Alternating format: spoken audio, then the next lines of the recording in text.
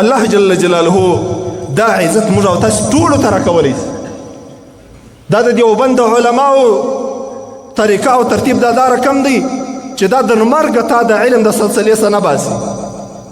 زموږ د دیوبند علماو مختلفې شعبې دي. یوه شعبه یې د دیوبند علماو د مساجد و مدارس په هغو کې درس.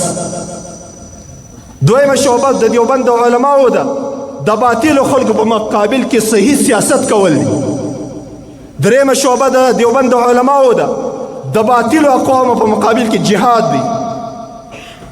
څلورمه طبقه د دیوبند علماو ده هغه د خپل معاشرې اصلاح کول د باطلو او رذلو صفاتو څخه په نامه د تصوف چې تزکیة النفس به کې مطلوب وي، غرض به تزکیة النفس وي.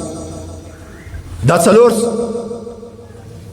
او بله لار د دیوبند علماو د هغه دعوت تبلیغ دی. نو که چیرې موږ او تاسې د دیوبند علماو پر نقشه باندې د دوی پر قدم قدم کښېږدو، موږ او تاسې دا ټول عزت الله راکوي. د دیوبند علماو یوه مدرسه دعوت تبلیغ دی. دعوت تبلیغ کې څه کار کېږي؟ په دې کې دا مدرسه ده هم د لویانو دپاره هم د کوچنیانو دپاره، هم د یو ډېر پوه هوښیار سړي دپاره، هم د یو داسې سړي دپاره چې هیڅ یې نه یې زده. د دیوبند علماو په دې مدرسه کې که ته داخل سوې نو او له هغو خلکو سره تا سفر طی کړي، تا ته به امیر صاحب کښېني، اوله وار به د ادب او د احترام په خاطر به درته وایي. په دې به پوهېږي چې د ده خو دا طریقه د لمانځه صحیح نه ده زده، پر سنت طریقه یې لمونځ نه دی زده. امیر صاحب به د احترام په خاطر درته وایي چې زما وروره، زما ملګري د سفر، زما د سیروزې او د چلې ملګري، ته کښېنه زه به دا لمونځ درته تېر کړم، په د لمانځه کې کومې غلطۍ وي رب اصلاح وکړي. په دویمه مرتبه که به بیا دی درته وایي چې ښه ما خو لمونځ تېر کړه، اوس یې نو ته راته تېر کړه. تا ته به لمونځ در وښیي، تا ته به روژه در وښیي، تا ته به زکات در وښیي، تا ته به حج در وښیي، تا ته به دا در وښیي چې د الله دین زده کول دا ضروري دي. د الله دین زده کول دا در ټولو بهترین عبادت دی. دا هغه مدرسه ده د دیوبند علماو ده چې زم کې کلی سم، تم کې کلی سې، زما او ستا پلار ورور و اکا دا ټوله کې کلی سي. د دیوبند علماو دویمه مدرسه هغه تصوف دی، حقیقي تصوف. ټګان نه، کاروباریان نه، د الله په دین باندې کاروباریان نه، دکانداران نه. زه بس هغه صاحب ما ښه غټه چپنه اغوستې ده، بله کې مې حلال خوړل که مې حرام خوړل پروا نه لري، ما ژره پرېښول که مې وخرېل پروا نه لري. زه د علماو تابع یم که نه یم تابع پروا نه لري. دې ته کاروبار وایي، دې ته تصوف نه وایي، دا پیري و مریدي نه ده، دا د الله د دین دښمني ده. د داسې کسانو څخه به یو میل اخواته لرې ځئ. شیخ عبدالقادر جیلاني رحمت الله تعالی علیه په خپل کتاب غنیة الطالبین کې وایي کله چې تاسې داسې کسان ووینئ چې د دوی ظاهر او باطن د الله د رسول د سنتو خلاف وي، دا مبتدعین دي. او د دې بدعتیانو څخه به تاسې لرې ګرځئ. پر کومه لار چې بدعتي تېرېږي پر هغه لار به لا نه تېرېږي.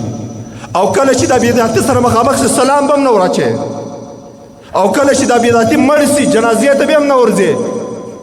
وجه یې دا د رسول الله صلی الله علیه وسلم په روایت کې فرمایلی دي چې د بدعتیانو یو قسم مرض دی، دا بیا سړی ځینې اخلي، دا بیا سوکه سړی د رسول الله صلی الله علیه وسلم حدیث شاته پرېږدي، دغه طریقې ځان شاته پرېږدي، په نورو طریقو باندې مخ شي. نو تاسې به د چا سره ملګري کېږئ؟ دویمه مدرسه د تصوف ده د دیوبند علماو. په تصوف کې د حقیقي علماو، د حقیقي شیخانو، د حقیقي بزرګانو لکه زما ستاسې په کوټه کې الحمدلله زه به دوه درې درته وښیم.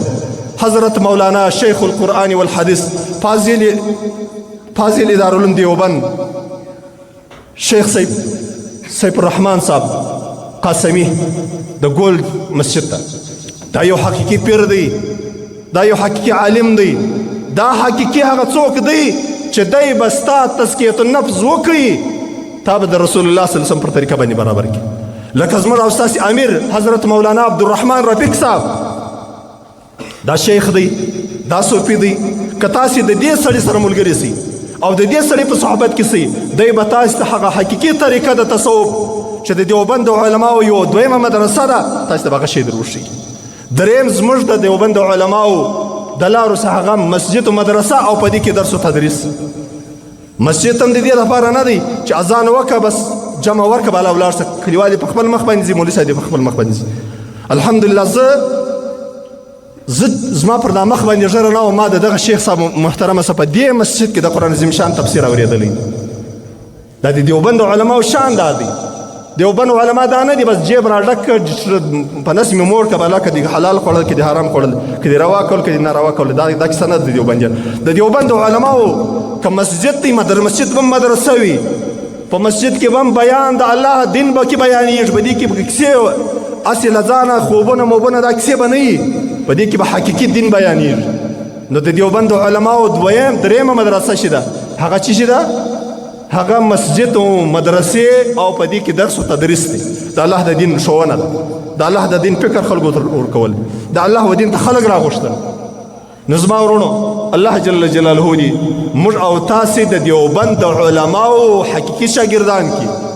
د دیوبند علما هغه خلک دي قسم په الله درته کوم والله العظیم الله جل جلاله په حضور کې دا د دې خبرې شاهدي وایم تاسې د ټوله پر دې خبر باندې شهیدان یاست چې زه په دنیا کې د هیڅ یو قوم څه دونه نه متاثر رسوي لکه د دیوبند علما. دې خلکو څونه خدمت کړی دي په عربو او عجمو کې دې خلکو څونه خدمت کړی دي. در یو نیم سل د قرآن عظیم شان ډېر تفسیرونه دیوبند علماو لیکلي دي. د دیوبند علماو یو تفسیر د تفسیر کابلی په نامه باندې صرف د سعودي حکومت پر 40 ژبو باندې ترجمه کوي ټولې دنیا ته ورکوي.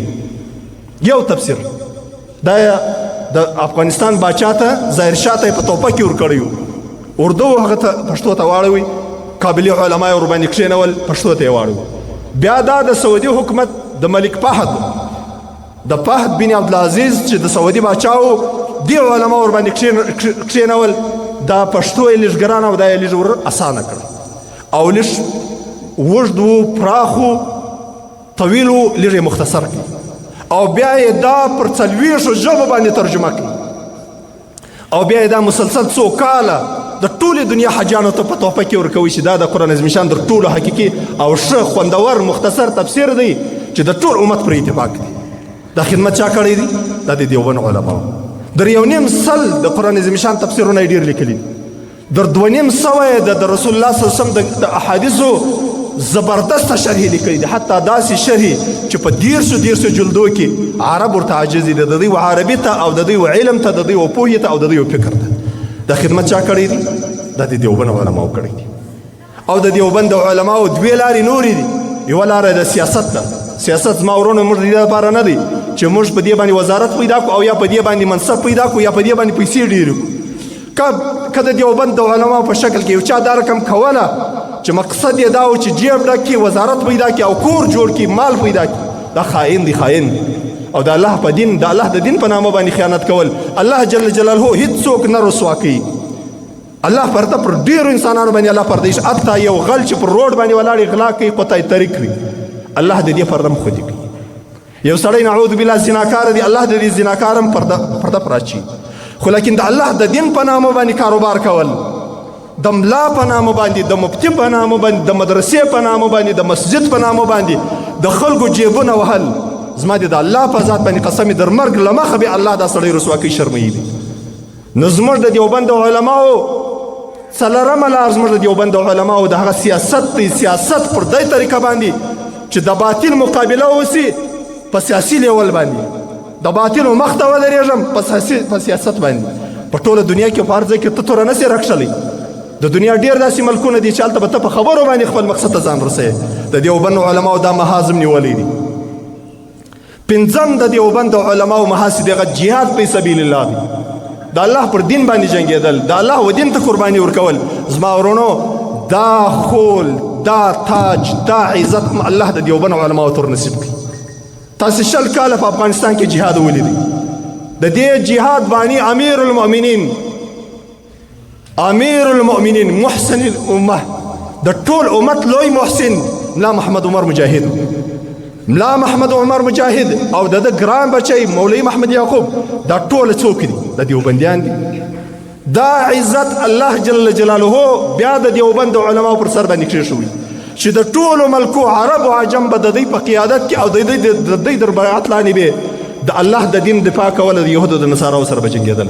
نتیجه یې موږ او تاسې ولې الحمدلله یو اسلامي نظام یوارې له مخه اوس بیا تاسې وګورئ د دنیا کفار و دې ته حیران دي چې یو ملک باندې سیاسي بندیز اقتصادي بندیز سیاسي پابندۍ اقتصادي پابندۍ د سفر پابندۍ دا ټولې پابندۍ باوجوده یو سړی ملک داسې منظم کړي چې کرنسۍ دې در ټولو ډېرو ملکو دې کرنسۍ لوړه وي د دنیا په سطح باندې د امن مثال نه وي او د الله جل جلاله د دین د هغه دین چې محمد رسول الله راوړی دی هغه دې د علي په سونې سه درې پورې ټولې دي عملي دا په دنیا کې مثال نشته دا د چا برکت دی دا د دیوبند علماو دا د جهاد سلسله الله جل جلاله د دیوبند علماو تر نصیب کړي که تاسو دا باطل فرقې وګورئ زموږ او تاسو په دې عمل کې کومې باطل فرقې دي په هر نامه باندې چې باطل ډله قسم په الله چې تاسو وګورئ دوی به ټول عمر په بدعات او په خرافاتو باندې مخ وي د دیوبند علما به د الله د دین حفاظت کوي